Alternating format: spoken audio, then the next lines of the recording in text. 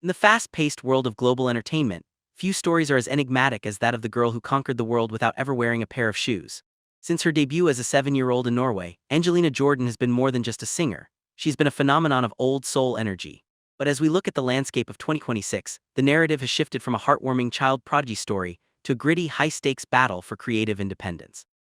Tonight, we're peeling back the layers on the independent queen to see how she managed to escape the machine that consumes so many young talents. It started as a humble act of charity on a cold street, but by 2026, the Barefoot vow has evolved into one of the most sophisticated branding tools in modern music history. To understand the Angelina Jordan of today, we have to look back at the psychological foundation laid during her early years in Oslo. Most child stars are molded by focus groups and corporate stylists, yet Jordan maintained a visual identity that felt ancient and untouchable.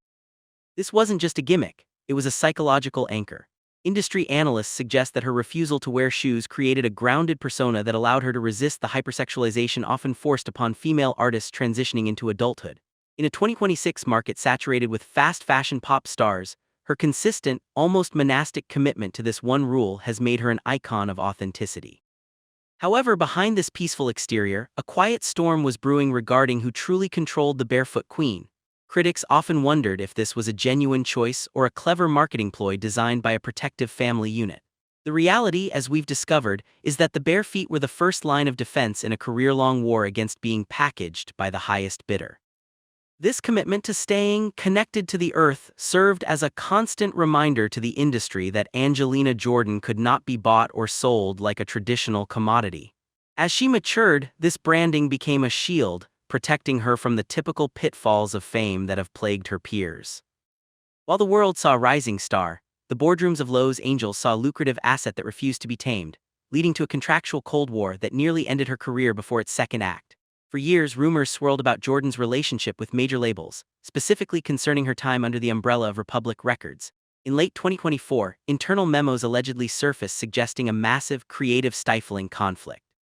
The label reportedly wanted a high-gloss, synthesized sound to compete with modern pop giants, while Jordan insisted on a raw orchestral direction. This wasn't just about the music, it was about the ownership of her frequency. When an artist of her caliber refuses to play ball, the industry response is often a quiet shelving, a process where an artist is kept under contract but prevented from releasing new material. This period of tension was a make-or-break moment. While many artists would have folded under the pressure of losing their big break, Jordan and her team utilized a series of legal maneuvers to claw back her independence. This transition was messy, filled with non-disclosure agreements and hush settlements that left the industry wondering if she'd ever sing again. The stakes were astronomical. We're talking about a tug-of-war over one of the most unique vocal catalogs of the 21st century. By the time 2025 rolled around, the independent queen wasn't just a nickname, it was a hard-won legal status. She had successfully navigated the legal minefield that has trapped legendary artists for decades, setting a new precedent for how young talent can maintain their masters and their dignity. At the height of her perceived disappearance, the digital world went silent, sparking a wave of speculation that touched on everything from health crises to security threats that kept her hidden from the public eye. For a solid 6 months leading into 2026, Angelina Jordan effectively vanished from social media and the global stage. In an era where engagement is the only currency that matters, this was viewed as career suicide. Our investigation into this blackout period reveals a strategic withdrawal designed to recalibrate her public image and protect her private life from an increasingly aggressive paparazzi culture in Europe. There were unverified reports that safety concerns forced her to relocate several times, but the truth appears to be more calculated. Jordan was reportedly undergoing a period of vocal and mental preservation, a luxury rarely afforded to stars under the thumb of major corporations. During this time, speculation regarding illness or legal trouble reached a fever pitch, yet no official statements were ever released. This silence created a vacuum that only increased her mystique value. When she finally re-emerged, she wasn't the same girl the public remembered. She was a calculated artist who understood that in 2026, scarcity is more powerful than ubiquity. This digital silence became a masterclass in how to regain control of one's own narrative by simply refusing to participate in the noise. By stepping out of the spotlight, she forced the spotlight to come looking for her, ensuring that when she did return, it would be on her own terms and with a message that the world was finally ready to hear. In 2026, the Westgate in Las Vegas became the site of the most exclusive musical residency in history, governed by a media embargo that felt more like a high-security summit than a concert series. To witness Angelina Jordan live in 2026 is to enter a world where technology is strictly prohibited. Fans are required to surrender their devices at the door, and the venue is equipped with signal jamming technology to prevent any unauthorized streaming. Why the extreme secrecy? Inside sources suggest that Jordan is pioneering a movement called the Pure Signal, where the live experience is treated as a sacred, non-replicable event. This has frustrated many digital age fans, but it has turned her residency into a legendary you-had-to-be-there phenomenon. This embargo serves two purposes. It protects the soul of the performance from being diluted by low-quality phone recordings, and it ensures that the only way to hear her new, unreleased material is to support the artist directly in person. There have been whispers that this level of control was a direct response to AI voice cloning concerns, with Jordan leading the charge against the digital theft of her vocal likeness. By preventing recordings, she prevents the data mining of her unique tone.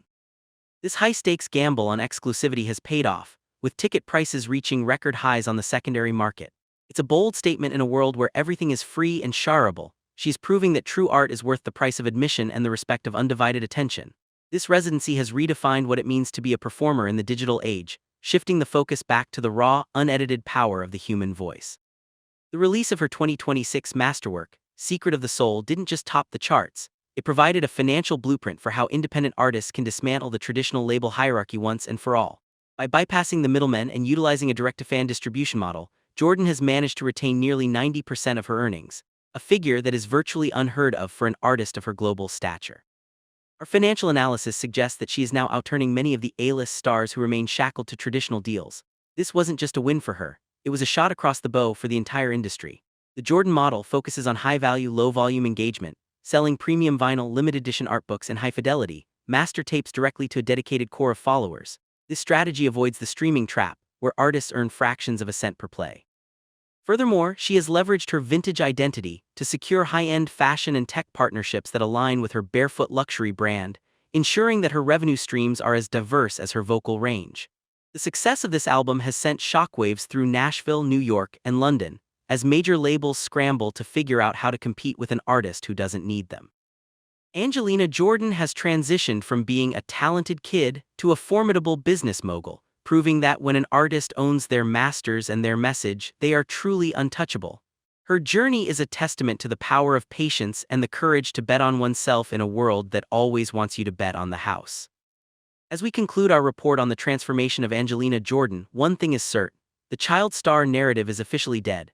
In its place stands a woman who has redefined the rules of fame, privacy, and artistic integrity in the year 2026. She has shown that you don't have to follow the pop star playbook to find massive success. In fact, you might find even more success by burning the playbook entirely. Whether her organic rebellion will spark a wider industry shift remains to be seen, but for now, the Barefoot Queen sits alone on her throne. As the digital world continues to get louder and more artificial, perhaps we should all take a page from her book. Stay grounded, keep your secrets, and never be afraid to walk your own path, even if you have to do it without shoes. The question isn't whether the industry will change Angelina Jordan anymore. The question is, how much will Angelina Jordan change the industry?